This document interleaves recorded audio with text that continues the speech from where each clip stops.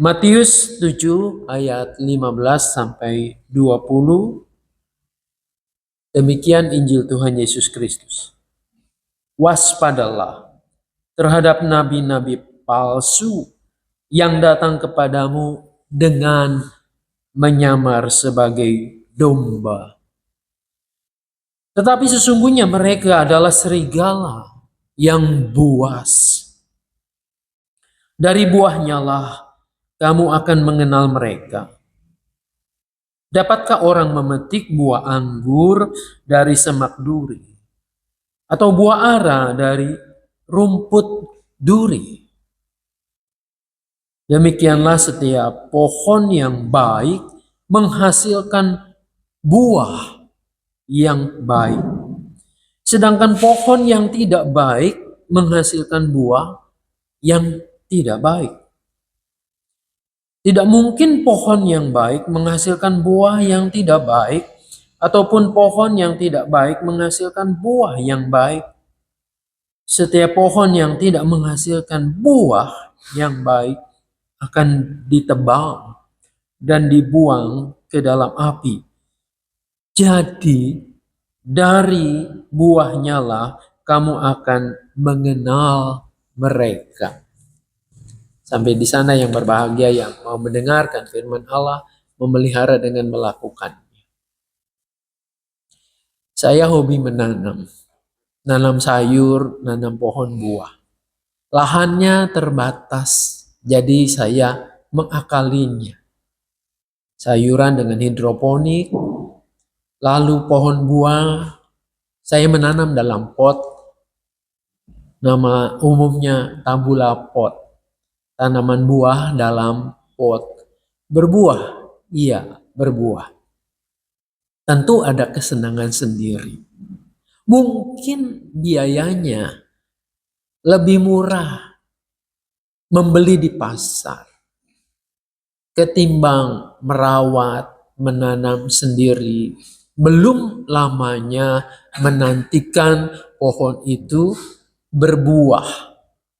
Belum lagi kalau berbuah, di tempat saya masih ada musang, masih ada luwak yang bisa rebutan tuh kalau berbuah. Kalau keduluan ya jong, jadi saya tidak mendapat apa-apa. Tapi saya ikhlaskan saja. Berarti ada yang memanfaatkannya, mereka dapat makanan. Namun bukan itunya. Suatu kali saya tertarik sekali ya dengan media-media sosial, khususnya YouTube, tentang menanam anggur. Awalnya saya berpikir mustahil kita bisa menanam dan lalu memetik buah anggur di sini. Itu kan hanya ada di cerita Alkitab, di negara-negara 4 musim. Ternyata betul. Saya pernah diajak main ke seorang teman yang juga berkebun atau menanam anggur. Nanam anggurnya di dalam pot. Potnya memang cukup besar. Dan betul berbuah. Buahnya tidak kalah manisnya dengan kalau kita beli di supermarket. Disitulah mulai saya tergugah pengen menanam anggur. Namun masalahnya, sekarang beli bibitnya di mana? Cari-carilah saya di toko online. Ternyata ada beberapa yang menjanjikan. Ada potretnya, ada semacam testimoni dari orang yang membelinya, bahwa ini toko sudah terbukti menjual bibit anggur impor. Hasilnya bagus. Akhirnya saya membelinya. Membeli beberapa batang dari bibit anggur ini.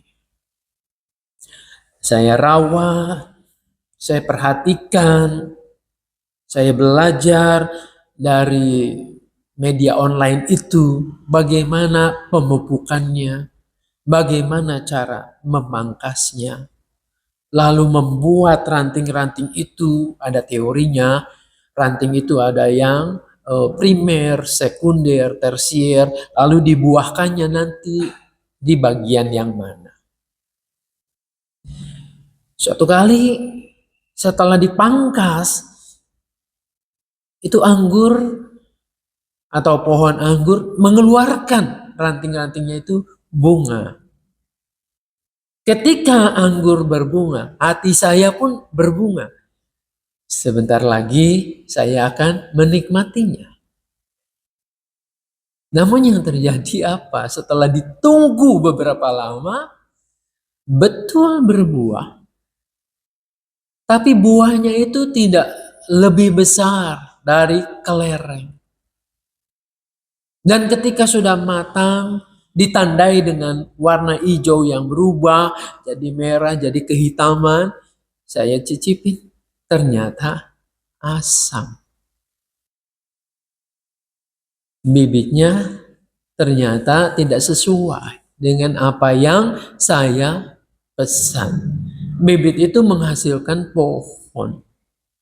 Pohon anggur ini tumbuh, betul, tetapi menghasilkan buah yang asam. Buah yang tidak saya harapkan. Tuhan mengatakan dari pohon yang baik itu akan menghasilkan buah yang baik. Pohonnya dirawat, dipupuk, diperhatikan, dipangkas.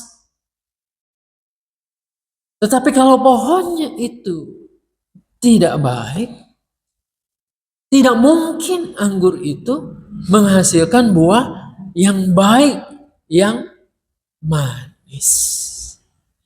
Nah, dari sinilah melalui perumpamaan Tuhan Yesus ini, Yesus mengungkapkan.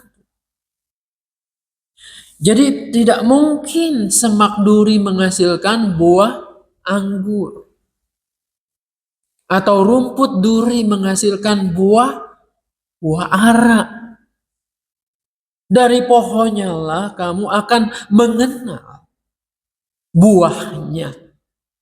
Ini diperagakan untuk orang. Mungkin pada saat itu Yesus mendapatkan keluhan dari para pengikutnya tentang bagaimana orang-orang Yahudi itu atau pemuka-pemuka agamanya mengajarkan hal-hal yang ideal, hal-hal yang bagus, yang menarik, yang indah. Tetapi kenyataannya bahwa mereka tidak melakukannya sesuai dengan apa yang diajarkannya. Tidak konsisten antara ucapan dengan perbuatannya. Jadi Yesus mengatakan ini adalah seperti nabi-nabi palsu yang mengajarkan pengharapan, yang mengajarkan tampaknya iman yang betul, tetapi yang terjadi adalah justru sebaliknya. Mereka sendiri yang suka kompromi dengan tindakan-tindakan yang salah.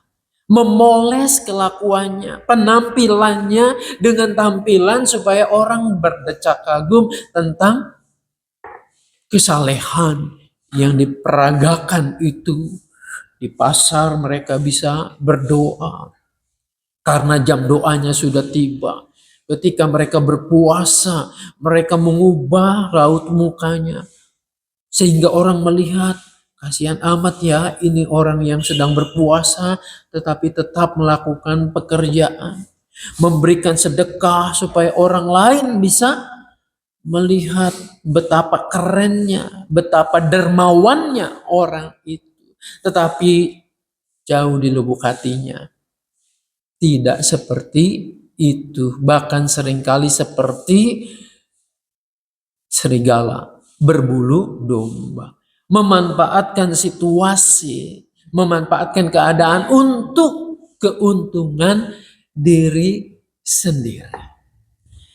Nah, ketika Tuhan Yesus melihat yang demikian, ya, ulasannya, gambarannya, sebenarnya Tuhan tidak mengajak kepada pengikutnya untuk ayo kita hakimi mereka rame-rame.